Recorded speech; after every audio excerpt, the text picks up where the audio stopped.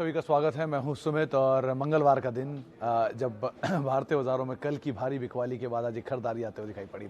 कल एक जितना सेल ऑफ मार्केट में था आज उतना ही रिबाउंड आप कह सकते हैं। करीब करीब 3% के आसपास की निफ्टी में एक मूव और 3-3.5% के आसपास का मिड कैप में एक मूव आता हुआ दिखाई पड़ा। फर्स्ट हाफ जो संकेत थे उसमें तेजी में ही खुला था, लेकिन more less flat to positive side पर मार्केट खुलता हुआ दिखाई पड़ा। धीरे धीरे और रफ्तार सेकंड हाफ से पकड़नी शुरू करी और फिर 17,000 के ऊपर एक स्ट्रॉन्ग शॉर्ट कवरिंग मार्केट में आई, क्योंकि ऑब्वियसली जो कॉल राइटिंग जोन था वो 17,000 के आसपास था। 17,100 के ऊपर हैवी कॉल राइटर्स एक्टिव थे। तो जैसे ही वो जोन टूटा मार्केट ने और कंफर्टेबली उसके ऊपर अपने आप को होल्ड किया, वैसे ही शॉर्ट कवरिंग ट्रिगर हुई और 17,300 के जोन्स में मार्केट को लेकर पहुंच गई। वो तेज़ी निफ्टी में आई। निफ्टी बैंक भी आखिरी तक आते आते 1200 1250 अंकों की तेज़ी के साथ रहा।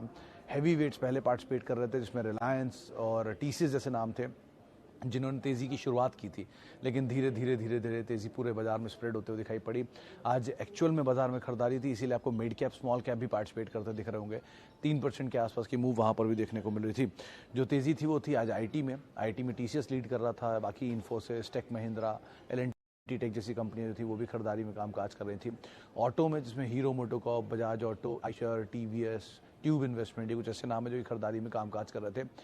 एनबीएफसी में India bulls real estate, LIC housing, Bajaj finance, Bajaj Finserv, ये कुछ नाम जो कि तेजी में थे और बैंक्स ऑब्वियसली आज जोरदार तेजी के अंदर कामकाज कर ही रहे थे।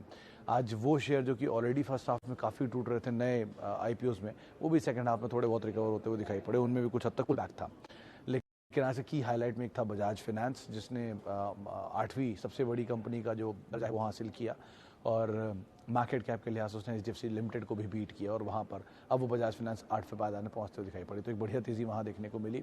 इसके अलावा आज टीसीएस जो कि बायबैक से पहले लगातार दूसरा दिन जहाँ पर खरीदारी बनते हुए दिखाई पड़ी, कल 2-2.5% ऊपर था, हालांकि बाद में फिजल आउट हुआ था, लेकिन आज वापस वो 2% के आसपास की तेज़ी के साथ कामकाज करता हुआ दिखाई पड़ा। तो वहाँ पर भी कुछ हद तक बाइंग थी। तो ओवरऑल मूड माहौल जो है वो थोड़ा सा बेटर साइड पे आज बना भी और जो शॉर्ट्स थे वो कवर भी हुए हैं। ये भी मान सकते हैं कुछ जानकार मानने की जो शॉर्ट टर्म सिस्टम में अभी भी अवेलेबल हैं और कुछ लोगों ने अभी भी एसटीबीटी आज लेके गए हैं। तो अगर वो फर्दर स्क्वीज़ होते हैं और ज़्यादा बिकवाली आती है तो बाजार का तेज़ी का ट्रिगर है और बढ़ता हुआ दिखाई पड़ेगा। लेकिन सब कुछ डिपेंड करता है कि अंतर्राष्ट्रीय बाजारों को संकेत कैसे रहते हैं, रशिया से क्या आउटकम आता है, ये कुछ चीज़ें इनको बाजार कीनली वॉच करेगा और उसके हिसाब से यहाँ कॉल ली जाएगी। दोपहर में खबर भी आई थी कि रशिया में जो फोर्सेज गई हैं उनको वापस बेस में लाने की बातचीत की गई है। तो उसके आधार पर भी बाजार ने जो तेज़ी का ट्रिगर है उसको और बेहतरीन तरीके से लिया भी है। दोस्तों, अगर आप बाज़ार में अपना पैसा इन्वेस्ट करना चाहते हैं तो अभी जुड़े एंजल ब्रोकिंग के साथ में, क्योंकि यहाँ आपको मिलती है एक अच्छी एडवाइस और भरोसेमंद सर्विस और यहाँ अकाउंट ओपन करना भी है बिल्कुल फ्री ऑफ कॉस्ट। तो आज ही जुड़े एंजल ब्रोकिंग के साथ में। अकाउंट ओपनिंग लिंक डिस्क्रिप्शन में है, आज ही अपना अकाउंट ओपन कराएं। चलिए, उम्मीद है कल जिस तरह के बहुत ज़ोरदार सवाल थे आज भी उसी तरह के सवाल आते हुए दिखाई पड़ेंगे। तो शुरुआत कर लेता हूँ पहले कुछ सवालों के साथ, जिसमें सबसे पहला सवाल आया है सवाल कहाँ चले गए पहला सवाल तो मेरे पास भारतीय एयरटेल का ही आया हुआ है, जहाँ पर उन्होंने पूछा है कि भारतीय एयरटेल की पोजीशन में करना क्या है। 760 शायद बोला है उन्होंने, जहाँ पर नज़र बनानी होगी।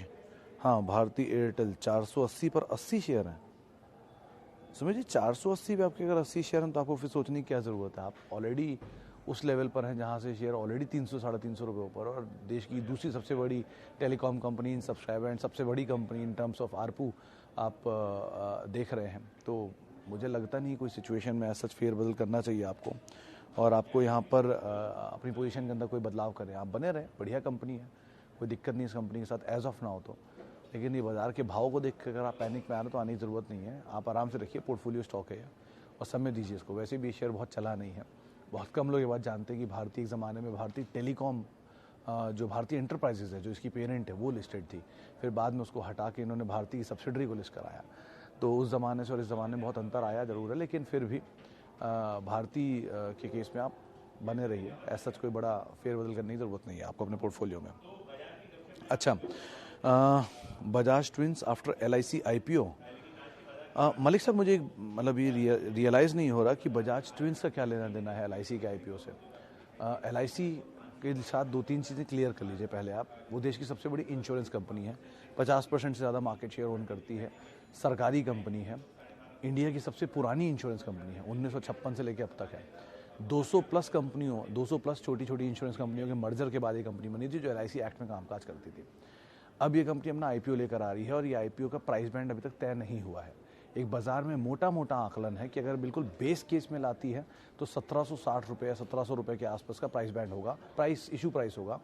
और अगर अपर एंड पे लाती है तो 3400 रुपये के आसपास का इशू प्राइस होगा। अपर एंड पे लाख करोड़ रुपए जुटाएगी, लोअर एंड पे 55,000 करोड़ रुपए जुटाएगी। दोनों ही केसेस में 10 रुपये की फेस वैल्यू का शेयर है। 1 रुपये की फेस वैल्यू आएगी तो 175 और 340 ये प्राइस बैंड बनते हुए आपको दिखाई पड़ेंगे। रकम बहुत बड़ी है।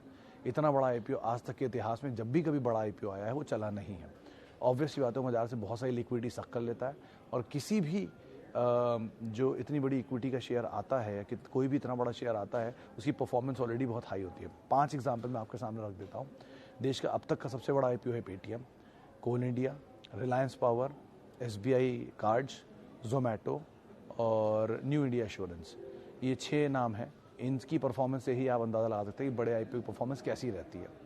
तो अब एलआईसी का नंबर है तो पहले प्राइसिंग कैसी है, डिस्काउंट कैसा है, कैसे सरकार बेचती है, इनको ध्यान रखिए।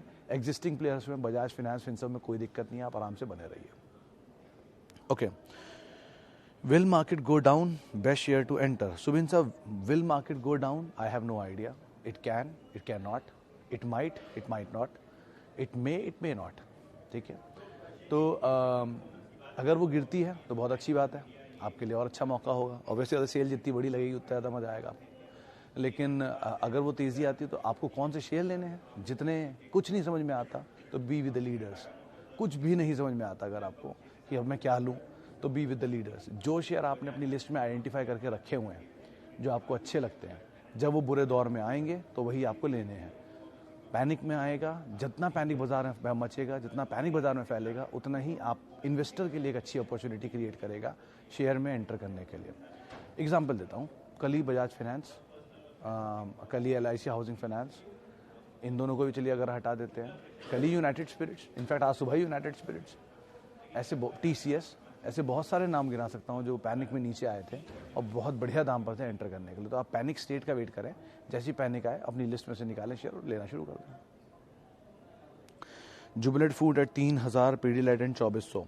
जुबिलेंट फूड के अंदर भी आप बने रह सकते हैं। नीचे के दाम पे आज सुबह 2900 आया था, आप ले भी सकते थे और अभी भी वैसे भी कोई बुराई नहीं है उस कंपनी में, 4400 से नीचे आया हुआ है। और पीडीलाइट भी, दोनों में आप फर्दर ऐड कर सकते हैं। दोनों पोर्टफोलियो बेस्ड स्टॉक है, दोनों कंपनियां बहुत अच्छी हैं, लार्जेस्ट प्लेयर्स हैं अपने अपने सेक्टर के, कोई दिक्कत नहीं है इनके साथ। Are H D F C life a good buy at current level? Sunita ji, दोनों ही आपकी जो गोल है उस पर डिपेंड करता है। अगर आपके पास टाइम फ्रेम है, आप समय दे सकती हैं, तो आप जरूर एंटर कर सकती हैं, दोनों में बुराई नहीं है। एचडीएफसी लाइफ थोड़ा महंगे साइड पे बाजार मानने लग गया क्योंकि वो एलआईसी का जो आईपीओ है वो 2.5 times EV to market cap आ सकता है। ईवीज जो इस पूरे एम्बेडेड वैल्यू होती है, इन कंपनियों की फ्यूचर अर्निंग को आज के भाव पे डिस्काउंट करना और present adjusted net asset value को जोड़ने के बाद जो एम्बेडेड वैल्यू आती है, वो एम्बेडेड वैल्यू में एलआईसी जो है अपनी साल करीब 5,70,000 करोड़ की वैल्यू देता है, जबकि एचडीएफसी लाइफ ऑलरेडी उस वैल्यू से थोड़ा अपर एंड पे था, तो बाजार उसको डिस्काउंट करा रहा है। होने दीजिए डिस्काउंट। अगर आपके पास टाइम है तो आप इसमें एंटर कर सकते हैं। एक तो ग्रुप ही पूरा बिकवाली में, प्रेशर में, और दूसरा यहाँ पे प्रॉब्लम आ रहा है इन चीज़ों को लेकर भी कि आप आने वाले समय में उनके अंदर जाइए, वो ज़्यादा बेटर रहेंगे, जहाँ पर आपको गोइंग फॉरवर्ड सिचुएशन थोड़ी बेटर होते हुए दिखाई पड़ सकती है। तो उस हिसाब से आप कॉल लीजिए, वो आपके लिए ज़्यादा अच्छी रणनीति रहेगी। लेकिन अगर आप टाइम फ्रेम दे सकते हैं और इतना समय आपके पास है एंटर करने के लिए, तो वहाँ पर एंटर करना आपके लिए ज़्यादा बेटर रहेगा। अच्छा, holding Infosys at 652 and IRCTC 424। शिष्य साहब, दोनों में क्या प्रॉब्लम है? लेकिन ये IRCTC अगर आपने एडजस्टमेंट से पहले 424 पे लिया है और उसके आपको स्प्लिट के भी शेयर मिले हैं, तो बेटर ये है कि थोड़े शेयर आप निकाल लीजिए, थोड़ा प्रॉफिट आप निकाल लीजिए। सरकारी कंपनी में इसीलिए बोल रहा हूँ कि सरकारी कंपनी का पुराना ट्रैक रिकॉर्ड उठा के देख लीजिए, किसी का भी, एनीवन, XYZ, आप जो भी कंपनी चाहे उठा के देख सकते हैं। उन सब ने रिटर्न तो दिया है, डिविडेंड भी बहुत दिया है, कॉस्ट भी ऑलमोस्ट फ्री कर दिया है, लेकिन जो एग्जॉर्बिटेंट गेन्स आपने सोचे हैं ना, वो एग्जॉर्बिटेंट गेन्स शायद ना आए। ये NBCC, IRCTC, IEX, कुछ ऐसे नाम है जिन्होंने एक तरफा बहुत बड़ी तेज़ी दिखाई है। तो एक तरफा बहुत बड़ी तेज़ी के मद्देनज़र थोड़ा ईज आउट होना बनता है। तो आपकी टेबल पे जो प्रॉफिट है एटलीस्ट कुछ ले लीजिए ताकि वो अफसोस ना रहे। बाकी इन्फोज में आप बने रहिए, कोई दिक्कत नहीं है। Okay, having Divis at 2720। Bhavesh साहब, इसमें अब क्या बोलेंगे? डबल तो आज भी है शेयर, आपकी खरीदारी से नहीं, डबल नहीं, ऑलमोस्ट डबल। अभी खरीदारी से, जब इतनी बाजार में गिरावट आ गई, शेयर इतना टूट गया, उसके बावजूद भी अभी खरीदारी से ऑलमोस्ट डबल है। तो आपको घबराने की ज़रूरत क्या है? किसी फाइन डे दाम मिल जाए दोबारा, अगर मिल जाए तो आप और ऐड कर लीजिएगा, कोई दिक्कत नहीं है।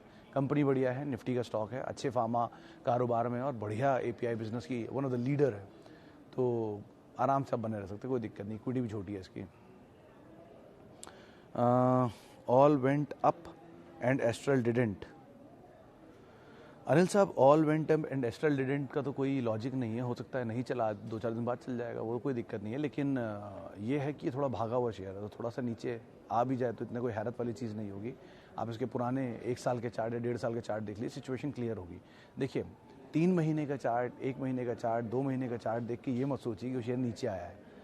ये भी देखिए वो शुरू कहाँ से हुआ था और कहाँ पहुँच गया है। एक ज़माने में सिंगल डबल डिजिट में शेयर होता था और आज 4 डिजिट में कामकाज कर रहा है। तो इतनी बड़ी तेज़ी का कोई चीज़ दिखाई है तो कहीं ना कहीं तो ईज आउट होगा ना।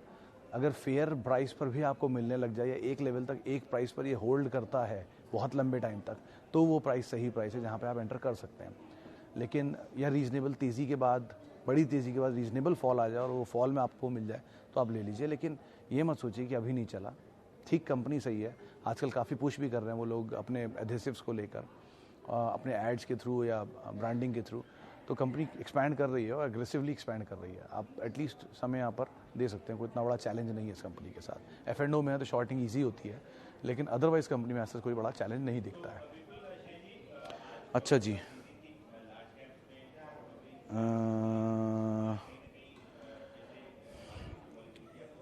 इतने सारे सवालों में मेरा सवाल मिस हो गया, मैं कौन सा सवाल लेने जा रहा था। Happiest Mind ₹900, what to do. Jagriti ji, ये थोड़ा महंगा साइड पर आप इसे काउंट करके चलिए, क्योंकि ये PE वाइज तो 90 के मल्टीपल पे भी काम काज कर रहा है, जबकि पूरा सेक्टर 24, 25, 30, 35 के मल्टीपल पे यूजुअली। जितनी मिड कैप है, L&T Tech, L&T Infotech, Happiest Mind, Mind Tree और इस तरह की सारी कंपनियां अभी 50, 70, 80 के मल्टीपल के ऊपर है। तो ये महंगी साइड पर है, थोड़ा नीचे आना बनता है वैसे तो इनका, लेकिन अब आती है नहीं आती उस पर डिपेंड करता है। पैनिक वाली सिचुएशन नहीं है। 300 रुपये का IPO 1500 रुपये हुआ, 1500 का IPO टूट के 1000 रुपये आ गया, तो ठीक है। ऊपर से आप अगर देखना चाहेंगे तो ज़रूर इसमें कुछ करेक्शन है, लेकिन नीचे से 3 टाइम भी हुआ है, तो कोई फेयर है वैल्यू 700, 750, 800 रुपये बैठनी चाहिए। अगर वो दाम मिलता है और कंपनी की अर्निंग ग्रोथ कर देती है, जिससे इसका EPS भी बढ़ जाएगा और PE नीचे आ जाएगा, तो ये दोनों चीज़ें मिलकर शेयर को अट्रैक्टिव बना देंगी उन जोन्स के आसपास। वो लेवल ध्यान रखिएगा और उसके हिसाब से आप कॉल लीजिए। वैसे कंपनी में बुराई नहीं है, मैनेजमेंट भी अच्छा है, लेकिन वो प्राइस बहुत भाग गया है, तो इसलिए थोड़ा एडजस्ट होना बनता भी है इसका। Okay, best aggressive stock to buy. Sir, best aggressive stock to buy अगर आप ढूंढना चाह रहे हैं तो आप यूनाइटेड स्पिरिट्स चुन सकते हैं, टाटा कम्युनिकेशन चुन सकते हैं, गोदरेज प्रॉपर्टी चुन सकते हैं।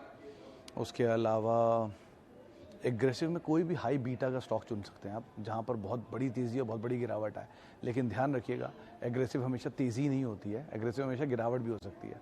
तो आपके किस पैरामीटर में वो फिट करता है, या तो आप इतने स्मार्ट हों या इतना बाजार को जानते हो कि जहाँ तेज़ी दिखे और यहाँ लेवल शॉर्ट करने लायक दिखे आप शॉर्ट कर दें, या जहाँ मंदी दिखे आपको लॉन्ग करने लायक दिखे आप लॉन्ग कर लें। अगर इतना क्विक और इतना स्मार्टली आप खेल सकते हैं तो बात अलग है, लेकिन ऐसे शेयरों को ज़रा ध्यान संभल के ट्रेड करिएगा, क्योंकि बाजार दोनों तरफ बहुत बढ़िया स्विंग देता है। कभी कभी जैसे आज दिया 500 पॉइंट का स्विंग निफ्टी के अंदर ईजिली हो गया आज।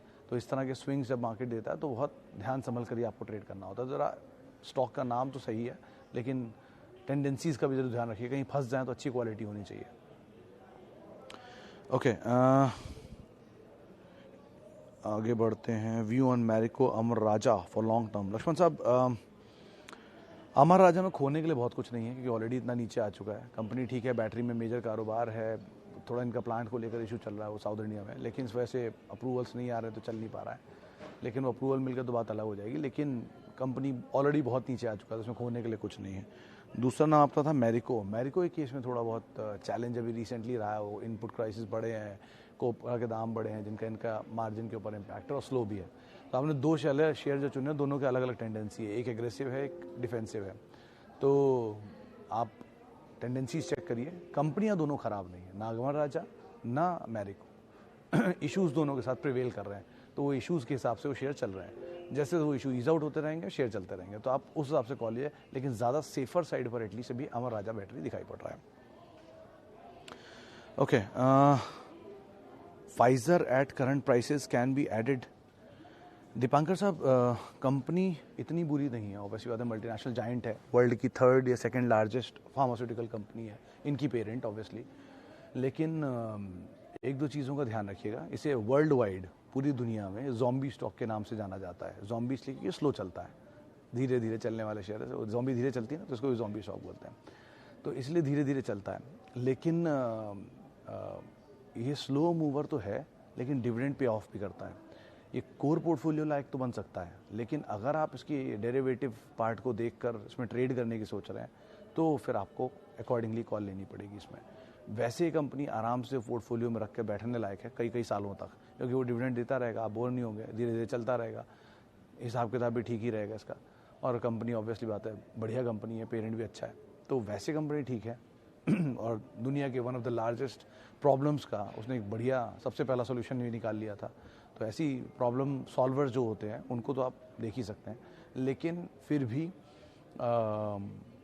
डेरिवेटिव वाला पार्ट है, तो वो एक थोड़ा सा इशू रहेगा मीडियम टर्म में। अदरवाइज डेरिवेटिव से बाहर हो गया तो कैश का स्टॉक है, फिर तो कोई दिक्कत ही नहीं है। अच्छा जी, HDFC लाइफ में बात कर चुका हूँ, विक्की साहब आप वहाँ पे सुन सकते हैं। इंजीनियर्स इंडिया और HCL, मलिक साहब दोनों ही केसेस में चाहे इंजीनियर्स इंडिया लिमिटेड हो या HCL हो, इवन BHEL हो और ONGC हो और NBCC हो और IRCTC हो, सभी PSU हैं। और सभी के अंदर यही कैच है कि वो तेज़ी कैप होती है, जैसे ही ऊपर जाएंगे OFS आ जाएगा, बिक जाएंगे नीचे आ जाएगा, OFS डिस्काउंट पे आएगा ना ऑब्वियसली, या ऊपर जाएंगे तो कोई ना कोई तरीके से सरकार अपना हिस्सा बेच देगी। तो इनमें बस यही एक फ्लॉ रहता है, इसीलिए ना कभी HCL ना कभी EIL, इनके ऊपर मैंने जिक्र किया है। कंपनियों में तो कोई ख़राबी हो ही नहीं सकती भैया, सरकारी कंपनी है, क्वालिटी में एटलीस्ट काम भी कर ही रहे हैं, ऑर्डर भी बढ़िया मिल रहे हैं दोनों को। लेकिन एक ही फ्लॉ यही कि जहाँ भाव भागा वहाँ सरकार ने हिस्सेदारी बेची, तो ऊपर के लेवल पर सरकारी हिस्सेदारी बिकती रहती है, तो ये कंसर्न रहेगा। बाकी यहाँ कोई प्रॉब्लम नहीं है, बाकी डिविडेंड मिल रहा है, उस हिसाब से आप कॉल लेना चाहें तो आप देख सकते हैं, आपकी चॉइस क्या है, आप रहना चाहते हैं इस तरह के सेक्टर में तो आप ज़रूर रहिए। ओके, निफ्टी 20 बढ़िया चीज़ है सुबिन साहब, और जो लोग नहीं बाज़ार को ज़्यादा समझते हैं, जिनको बाज़ार की ज़्यादा जानकारी नहीं है, या जिनको लगता है कि वो बहुत बाज़ार की वॉलेटिलिटी को हैंडल नहीं कर सकते हैं, उनके लिए Nifty 20 is the best option. SIP में थोड़ा थोड़ा लेते रहिए, जैसे जैसे निफ्टी चलेगा वैसे वैसे 20 चलेंगी, निफ्टी बेंचमार्क इंडिसेस जो होता है वो। तो आप अगर कुछ बाज़ार को नहीं समझते हैं, अगर आपको लगता है कि आप बाज़ार को नहीं वॉलेटिलिटी को हैंडल कर सकते हैं, तो आप निफ्टी 20 में ज़रूर एंटर कर सकते हैं। ओके, निफ्टी 500 प्लस कैंप्स बड़ा बेशरम निकला सर, इवन ITC ऑल्सो आप।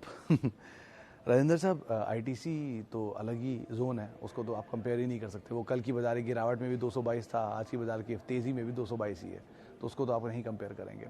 अब आती बात कैंप्स की।